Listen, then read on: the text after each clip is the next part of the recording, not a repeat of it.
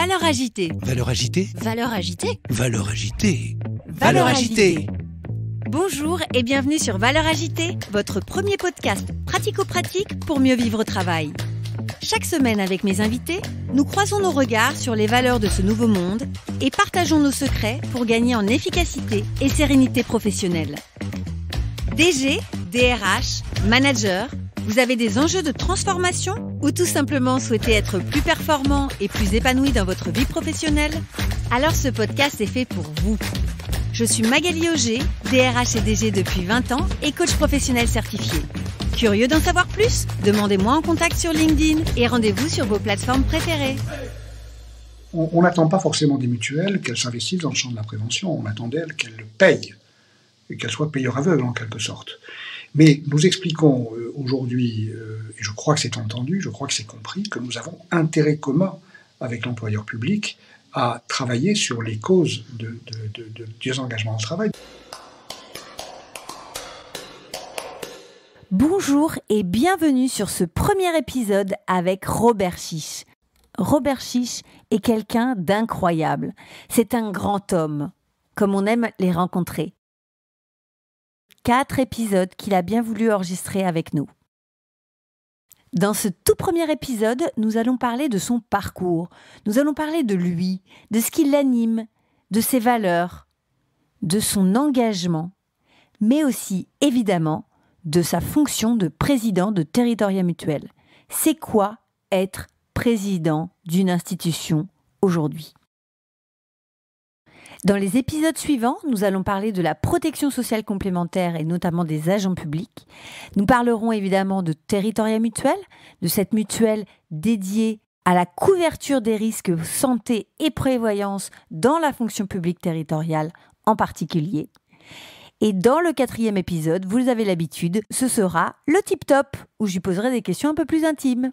Je vous souhaite une très belle écoute de ce tout premier épisode avec Robert Chiche, président de Territoria Mutuel. Bonjour Robert. Bonjour. Je suis ravie de t'accueillir aujourd'hui au micro de Valeurs agitées. Donc nous avons un premier point commun, nous avons la même date de naissance puisque nous sommes tous les deux nés le 28 mai. Alors pas de la même année, évidemment. Pour reprendre un petit peu ton historique, tu as travaillé toute ta carrière de manière engagée, notamment engagée dans un combat politique, et tu as travaillé de 1978 à 1998 comme directeur général adjoint à la ville de Niort, et tu as fini par devenir directeur du cabinet du maire. En 1998, tu as intégré la SMACL, où tu as occupé différents postes, et notamment comme président du directoire. Et puis 2006, tu es devenu président de Territoria Mutuel. Territoria Mutuel est une mutuelle dédiée aux agents publics, notamment de la fonction publique territoriale, pour couvrir les risques santé et prévoyance. Donc Territoria, c'est l'ex-SMACL Santé, tout simplement. Et comme ça ne suffit pas, puisque tu es un retraité plus qu'actif, tu as décidé de prendre aussi d'autres responsabilités. Tu es notamment président de la délégation 79 de la Mutualité française Nouvelle-Aquitaine, président de la délégation territoriale de l'Union régionale de la Fédération de la Mutualité française 79 et enfin président du conseil de surveillance de Mozart Consulting dont tu nous parleras évidemment un petit peu plus tard dans le cadre de cet entretien, j'en suis sûre. Est-ce que tu veux compléter ? Il fut un temps où j'ai beaucoup couru et que j'adore l'activité physique et j'en ai terriblement besoin dans ces activités un peu sédentaires. C'est tout. Alors nous aurons peut-être l'occasion d'en reparler peut-être dans le dernier épisode, le tip-top, où j'aurai l'occasion de te poser des questions un petit peu plus intimes, un petit peu plus personnelles. Alors dans cet épisode, nous allons évidemment parler beaucoup de la santé, et notamment dans le secteur public, mais pour démarrer, je vais te poser la question un petit peu traditionnelle de ce podcast. Quand je te dis valeurs agitées, à quoi tu penses ? Je pense bien sûr au couple, deux mots qui peuvent paraître un peu en oxymore, sur les valeurs qui font référence à une très grande stabilité dans la pensée et dans les repères. On ne change pas de valeurs.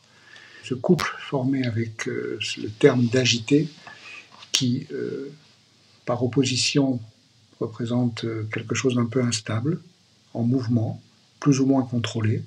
Ça me paraît être à la fois une source d'interrogation sur ce que peut être une vraie valeur, mais une vraie valeur qui s'adapte en permanence au contexte et aux situations qu'elle traverse. Bien sûr, clin d'œil évident vers aussi la valeur ajoutée que peut apporter ce couple à la valeur agitée. Exactement, exactement. Merci beaucoup Robert pour ton analyse.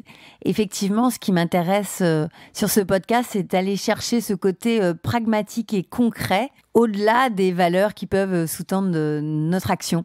Donc c'est très très bien résumé. Merci beaucoup Robert. Je te propose, pour démarrer dans le vif de notre sujet, est-ce que tu peux nous dire quel est le fil rouge de ton parcours ? Qu'est-ce qui t'a motivé sur l'ensemble de ta carrière, jusqu'à aujourd'hui évidemment? C'est bien sûr un exercice compliqué et difficile, parce que on peut toujours essayer de donner du sens à l'ensemble d'une carrière, à travers des événements des événements conjoncturels ou d'arranger un itinéraire par rapport à l'idée qu'on veut se faire de son propre itinéraire. Je pense toujours à cette réflexion un peu drôle, mais qui me fait toujours un peu frémir. Il se croyait un destin, et en fait, il s'est fait une carrière. Et donc, pour ne pas transformer précisément et toujours et forcément le destin en carrière, c'est vrai qu'il faut arriver à trouver quelque chose qui ressemble à un fil rouge. Moi, je crois que ce qui m'a le plus passionné, ce qui continue à me passionner, c'est précisément cet équilibre entre le sens et l'action. C'est-à-dire essayer a priori, ou quelquefois en cours de route, pour être modeste, la recherche du sens, mais le mettre constamment donc en situation, ce sens d'être contredit par la réalité et par la construction que tu veux établir. Ce qui te renvoie au sens et à la redéfinition d'un sens. Donc je crois que c'est probablement pas original comme démarche. On essaye à la fois de porter des valeurs et aussi à la fois de les confronter au réel. La mutualité de ce point de vue-là, les mutuelles de ce point de vue-là répondent, je crois, parfaitement à la fois à cet enjeu et à cette contradiction entre les valeurs et la réalité. Et alors, quelles sont les valeurs que tu as souhaité porter au cours de ta carrière ? Et d'ailleurs, est-ce qu'elles ont toujours été les mêmes ou est-ce qu'elles ont un point commun ou est-ce qu'elles ont évolué dans l'ensemble de ce qui t'a animé et qui t'anime toujours ? On cherche tous donc à retrouver des points de repère qui donnent du sens. La question la plus difficile, c'est est-ce que ça a changé au cours du temps ? Je dois à la vérité de dire que oui, le monde dans lequel on vit a connu de tels bouleversements au niveau des valeurs que ce que je pouvais affirmer avec force et conviction à 20 ans n'a plus du tout la même forme que ce que je peux poursuivre aujourd'hui dans le quotidien de mon activité. On peut évidemment trouver un fil rouge qui peut être évidemment qui peut nous amener vers des mots un peu abstraits comme la bienveillance, l'humanisme, la solidarité, des valeurs qui n'ont rien d'extraordinaire et que quelque part nourrissent la vision forcément optimiste que l'on doit avoir du monde.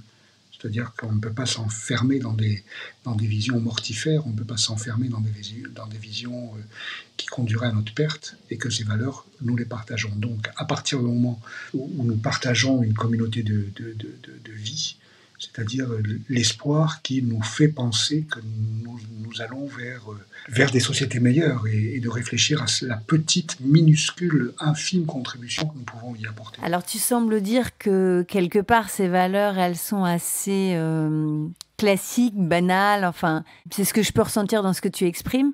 Or aujourd'hui, il y a aussi beaucoup de personnes qui nous disent qu'elles ont perdu le sens de leur travail, le sens de leur engagement, qu'elles n'ont plus forcément la volonté d'avoir une démarche collective et qu'elles sont parfois dans une approche plus individualiste. Tu as même parlé toi-même d'humanisme, donc un mot très fort. Est-ce que tu penses que l'humanisme a encore sa place dans notre structure, dans notre société ? Est-ce que tu penses qu'elle a plus de place ou au contraire, est-ce qu'elle en a moins ? Comment tu sens les choses ? Alors, je ne suis pas sûr d'avoir le recul suffisant et peut-être aussi la réflexion aboutie qui permettent de répondre avec certitude à cette question de fond, c'est-à-dire est-ce que nous allons effectivement vers une société meilleure ou est-ce que nous enfonçons tout doucement dans le déclin ? Cette question est, j'allais dire, à la fois trop intime et trop profonde pour être développée en quelques échanges. Ce que je crois quand même, c'est que nous rentrons peut-être un peu plus qu'avant dans la société du doute et du questionnement, mais cette évolution ne me semble pas porter en elle-même une raison d'être pessimiste. Le questionnement en soi est une valeur, et le questionnement sans réponse garde tout son sens. C'est la question qui est importante.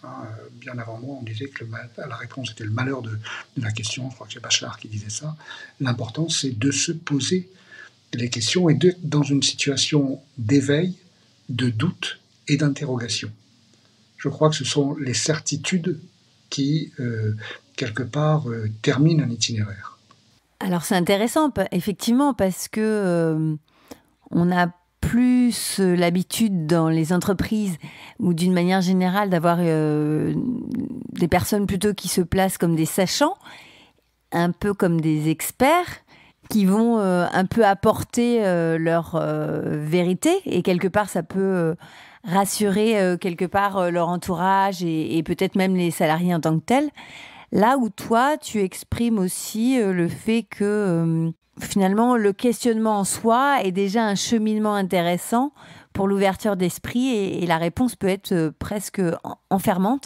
Et je crois comprendre que pour toi, le vivre ensemble s'appuie sur l'ouverture d'esprit, l'écoute et finalement le questionnement. Est-ce que je me trompe ? Non, je m'y retrouve. Je me retrouve bien. Ce qui renvoie, c'est observation qui renvoie à la fonction qui m'est choix aujourd'hui, celle que j'occupe, c'est-à-dire celle de président d'une mutuelle, qui interroge et qui doit interroger fondamentalement sur le rôle, la valeur ajoutée, entre guillemets, pas la valeur agitée pour le coup, la valeur ajoutée que peut apporter la fonction dans un organigramme, dans une structure. Alors justement, c'est quoi être président ? Parce que finalement, tout le monde ne connaît peut-être pas cette fonction, enfin en tout cas ce mandat. Est-ce que tu peux nous expliquer en gros à quoi consiste la mission, les activités, le quotidien d'un président ? Je crois que les qualités qu'on peut attendre d'un président, en tout cas, en tout état de cause, l'exercice de la fonction, aussi modeste soit-elle, à la tête, j'allais dire, d'une mutuelle de taille réduite. Il ne s'agit pas là non plus d'extrapoler et de faire du ressenti que je peux avoir de la fonction une donnée applicable à toutes les autres fonctions de président, quelle que soit leur taille. Il y a des mutuelles qui sont bien plus importantes que la mienne, et je ne me hasarderai pas à parler au nom des présidences. Tu as quelques chiffres à nous donner sur Territoria ? Oui, Territoria, c'est en chiffre d'affaires, c'est 60 millions de chiffre d'affaires, donc ça n'a rien à voir avec les 2 ou 3 milliards de chiffre d'affaires des mutuelles aînées que nous avons autour de nous à Niort. C'est une centaine de salariés et non pas quelques milliers. C'est en termes d'audience, 2000 collectivités adhérentes, 150 000 adhérents, voilà, donc ça reste aujourd'hui, je crois, un acteur important dans la fonction publique territoriale, puisque nous sommes exclusivement dédiés à cette fonction publique, mais nonobstant cette qualité d'acteur incontournable, notamment en prévoyance, une mutuelle à taille humaine et de taille moyenne. Donc voilà, l'observation, ou du moins le ressenti que je peux avoir de la fonction, doit être amené à la taille de la mutuelle, bien sûr. Mais pour poursuivre sur la question initiale, je crois que être président aujourd'hui d'une mutuelle, donc comme la nôtre, c'est probablement intégrer et accepter comme une donnée très prégnante dans la fonction la dualité, le caractère bicéphale de la fonction entre la direction générale et la présidence. Alors, c'est, j'allais dire, sur le plan réglementaire, la théorie des 4 lieux, etc. Enfin, il y a toute une littérature maintenant réglementaire autour de ce sujet, mais c'est vraiment très prégnant dans la fonction de le président, car le couple formé entre le président et le directeur général est un couple qui doit combiner à la fois les visions prospectives, stratégiques, mais aussi donc le champ du possible au niveau de l'opérationnalité. Et c'est un partage qui ne vise pas à scinder de façon incommunicable les deux questions, mais au contraire de les mettre en symbiose l'une par rapport à l'autre. Donc, je me plais à dire que je ne suis pas complètement ignorant des questions économiques et que mon directeur général n'est pas complètement ignorant des questions politiques. Mais c'est bien sûr à l'inverse qu'on entend les fonctions de chacun. Donc il y a, pour être président, je crois, cette acceptation et cette vision bicéphale que l'on doit en permanence avoir. Et quelles sont les qualités d'un président, justement, pour assumer l'ensemble de ses fonctions, selon toi? De trouver les bonnes personnes ressources, qualité première. C'est-à-dire de pouvoir déceler dans les personnes ressources dont il doit nécessairement s'entourer, et du côté des élus, conseil d'administration, et du côté opérationnel, c'est-à-dire directeur général qu'il nomme, pour le coup, c'est le conseil d'administration qui nomme le directeur général, et bien sûr l'équipe de la direction générale, de nommer des personnes ressources qui peuvent effectivement apporter sans s'opposer, ou du moins sans devenir à un moment du cheminement un obstacle incontournable. Je veux dire, le pire des présidents, c'est probablement le président qui aurait peur de recruter ou de choisir ou de faire de la route avec des compétences qu'il n'aurait pas. Ce serait la pire des choses. Le président doit précisément s'entourer de compétences qu'il n'a pas. Car finalement, au bout du bout, ce qu'on attend de lui, c'est qu'il mette en combinaison, en résonance, des compétences qui se complètent. Et donc, ces qualités de rassemblement, ces qualités donc de mise en commun de compétences extrêmement diverses, expertes, relèvent probablement de la plus vertueuse des compétences. Il est très, très, très dans toutes les organisations, je le dis souvent à mes amis et aux collaborateurs, le plus simple est de diviser, le plus difficile est de rassembler. La division est à la portée de n'importe qui. Le rassemblement est vraiment une œuvre d'intelligence collective.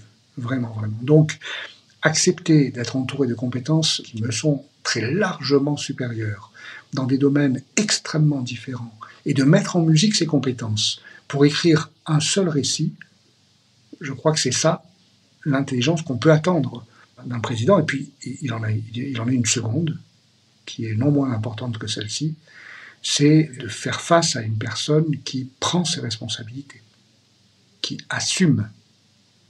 Donc, rassembler et assumer. Alors, on entend beaucoup dans les attentes des salariés à l'égard de leur manager d'assumer leurs décisions, ou plutôt d'assumer les conséquences, parce qu'à la limite, prendre une décision, c'est pas très compliqué. Le plus difficile, c'est d'en assumer l'entièreté des conséquences. Est-ce que tu penses que ça s'apprend, ou est-ce que tu penses que c'est inhérent à la personnalité d'un individu, d'un manager, d'un dirigeant? Là aussi, je crois que c'est une hybridation des deux questions. C'est-à-dire que ça s'apprend, bien évidemment, et ça doit toucher à la personnalité profonde de celui qui apprend. Je ne pense pas qu'on puisse spontanément et naturellement arriver à une certaine compréhension des jeux de pouvoir, des jeux de compétences, des enjeux stratégiques, sans un itinéraire d'expérience, sans une histoire, c'est clair. Mais c'est vrai qu'il faut être en éveil et en écoute permanente pour pouvoir être digne, j'allais dire, de cet héritage, de ce que le contexte ou l'histoire peuvent vous enseigner. Ça, c'est clair. Alors, comment tu expliques que tu as eu envie de mobiliser ton temps, ton énergie à être président de Territorial Mutuel, alors que tu aurais pu profiter de ton temps, ton énergie, à profiter de ta retraite? Qu'est-ce qui fait que tu as voulu t'engager sur cette mission de président de territoria? Ou plutôt, qu'est-ce qui fait que je n'ai jamais pu envisager autre chose que de m'engager? Voilà. Et quelque part, la réponse est dans la question. C'est-à-dire que finalement, rien ne m'est paru plus intéressant que l'engagement auquel je pouvais me consacrer. Voilà, parce que c'est vrai que je suis plus porté donc à réfléchir à l'action que de rester dans la contemplation ou dans la réflexion. Ou en tout cas que si j'aime bien réfléchir, j'aime beaucoup échanger et j'aime beaucoup le concept d'idée, il me paraît toujours appauvrissant de ne pas le traduire en termes d'action et de ne pas être les deux pieds dans le réel. Et comment on fait pour être efficace dans son organisation? Comment tu fais, par exemple, pour faire un temps plein pour Territoria et en même temps réussir à avoir une vie équilibrée? Comment tu fais tout ça? Je crois que quand on a la chance de pouvoir exercer des responsabilités, parce que c'est une chance, alors on l'a suscité ou elle nous est arrivée, peu importe. Il y a un continuum entre ces séquences. Et le continuum, c'est bien sûr de beaucoup réfléchir dans son temps personnel à ce que l'on doit faire sur le plan professionnel et quelquefois, pendant le temps professionnel, de réfléchir au sens que l'on donne aussi à sa propre vie. La fonction le permet. La fonction de président permet de faire ce choix et de faire le choix donc d'investissement personnel qui répond aussi à un désir, qui répond à un besoin, qui répond à une envie. Et on a, je crois, l'immense chance de pouvoir faire quelque chose qui peut passionner. Voilà. Et quand donc dans l'obligation professionnelle viennent s'inoculer le désir et la passion, on n'a pas trop envie d'arrêter. Je comprends. Et quand on pense Robert Chiche, quand on parle avec Robert Chiche, qu'est-ce qu'on retient de toi? Quelle est l'image que tu donnes, que tu renvoies? Est-ce que tu le sais? Je crois qu'il vaut mieux leur demander. C'est-à-dire que je crois qu'on est très très mal placé pour se juger soi-même, et on est d'autant plus mal placé pour se juger soi-même que l'on a très probablement une idée fausse de la représentation que l'on offre aux autres. Alors c'est bien sûr un sujet qui m'échappe et qui est celui qui relève de la psychanalyse probablement, mais là-dessus, je ne crois pas commettre d'erreur. C'est-à-dire que je me tromperai forcément à vouloir donner l'exacte représentation que j'offre à l'extérieur. Ok. Parce qu'il y a là un mélange à la fois de désir, d'ambition, de frustration, de peur, d'erreur, qui fausse très profondément l'image que l'on croit donner de soi-même. Alors, quelle est l'image que tu voudrais donner alors? Comme tout le monde, c'est-à-dire, je crois qu'on a plutôt envie de plaire plutôt que de déplaire. La question, c'est que le sens qu'on peut apporter à une action t'emmène à considérer que quelquefois tu dois quand même poursuivre sur un chemin qui forcément t'emmènera à l'isolement ou t'emmènera à la critique, et une critique acerbe que tu ne recherches pas forcément. La pire des choses, bien sûr, est de vouloir plaire à tout prix. Parce que là, c'est antinomique avec la fonction.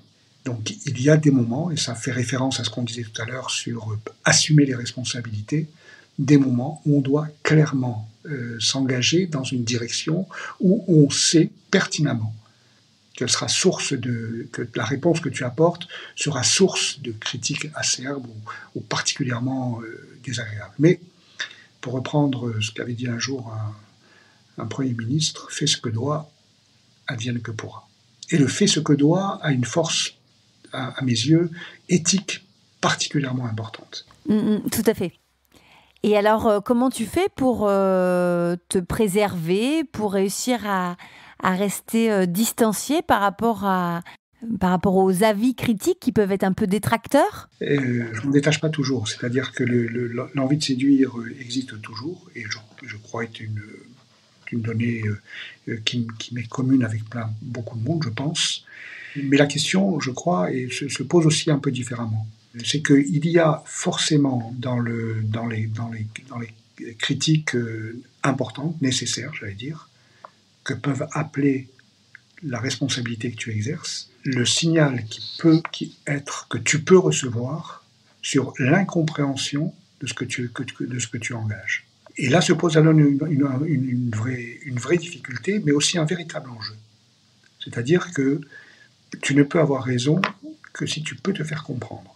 À défaut de te faire comprendre, les obstacles deviennent insurmontables et de toutes les façons, ton action est empêchée. Donc la capacité à communiquer, à donner ses intentions, à parler de qui on est et de ce qu'on veut, ça te semble important ? C'est-à-dire que si on ne sait pas expliquer ce que l'on fait, ça veut dire que la méthode n'est pas bonne, ça veut dire que tu ne reçois pas les signaux qui doivent t'alerter sur les dangers à poursuivre sur la voie que tu choisis, et que la conviction de ce point de vue-là n'est pas suffisante. La conviction que tu es dans le vrai ne doit pas l'emporter sur la nécessité de te faire comprendre. Je me rappelle une petite anecdote quand j'ai pris mes fonctions comme DG à la Chambre de métier. Donc j'ai fait une première réunion avec les 200 collaborateurs et je me suis un peu livrée à un exercice un peu hors norme, c'est-à-dire que je leur ai expliqué quelles sont mes valeurs. Et je leur ai notamment dit que je m'appliquais à dire ce que je fais, à faire ce que je dis, à dire ce que je pense et à penser ce que je dis. Et je me suis aperçue que c'est pas si courant que ça. D'une part parce que parfois on croit à tort que on ne peut pas tout dire aux collaborateurs, que finalement la stratégie c'est un peu comme au poker, il faut du bluff ou je sais pas. Enfin en tout cas je vois bien que la transparence n'est pas toujours dans notre culture managériale. Voilà, en tout cas pas pour tout le monde. Et puis parfois tout simplement parce que on est manager et on va vite.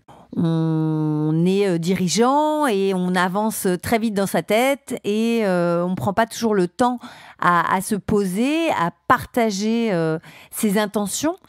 Or, je pense que c'est absolument essentiel si on veut, à un moment donné, embarquer les équipes derrière nous. Il faut absolument dire où on va, dire également pourquoi on y va et si possible, comment. Et encore, le comment est presque anecdotique puisque finalement, les collaborateurs savent parfois mieux comment on va y aller que nous-mêmes en tant que dirigeants. Voilà.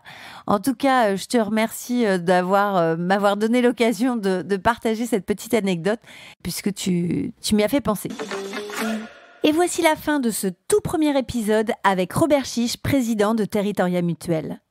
Dans ce premier épisode, vous avez découvert ce qu'est la fonction de président et qu'est-ce qui encourage l'engagement.